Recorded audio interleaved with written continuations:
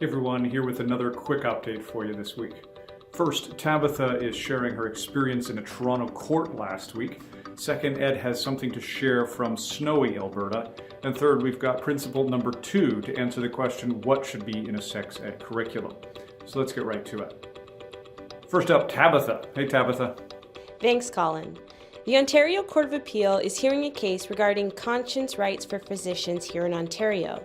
The case is about a policy passed by the College of Physicians and Surgeons where physicians are required to provide effective referrals for such procedures such as assisted suicide or abortion, even if it's against their conscience rights to do so.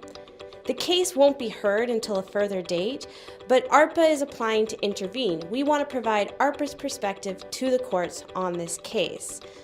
That's what I was doing last week in Toronto. I was arguing that ARPA should be able to intervene. We should find out in the next few weeks whether we're granted status, and we will keep you updated as we go along. Next, we throw it over to Ed in Edmonton. Hey Ed. Hey, thanks Colin. Great to hear from you. Coming at you here from Edmonton, Alberta, where I'm staying in my 5-star accommodation and marking the last day of summer. If I have some free time today, I might make my first snowman of the year. Quick update here from Alberta. I'm here right now making a number of school connections and church connections and government connections, and of course most of that is pertaining to Bill 24. Many of you will know that my first op-ed was pumped out in the Lethbridge Herald talking about how engaged parents can make a difference. Please check it out if you haven't already done so, but please folks, keep the comments on Facebook respectful. Let's keep in mind that our governments are appointed by God to do their task. Heading out shortly to set up for a pro-life gig, Abby Johnson from formerly of Planned Parenthood is going to be speaking how she was converted from pro-choice to pro-life, so that should be really, really cool.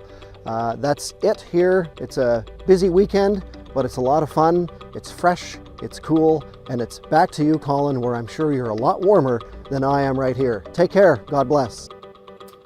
We're continuing our new campaign to engage with the issue of sexual education in Ontario. Last week we talked about principle number 1, age-appropriate biology and anatomy, and this week we moved to principle 2, consent.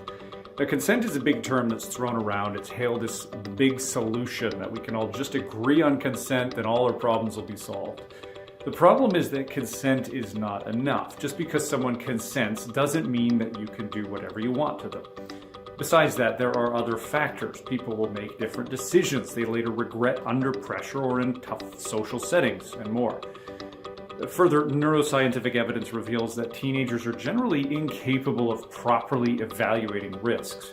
Abstinence is an important factor to be discussed, to wait until brains are fully developed and avoid negative physical and mental health consequences that may result from engaging in some consensual sexual activity.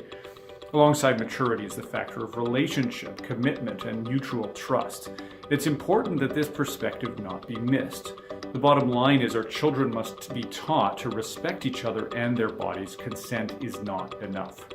Share this message by sending an easy mail to your MPP at this link right here. Thanks for tuning in, everyone. See you next week with another quick update.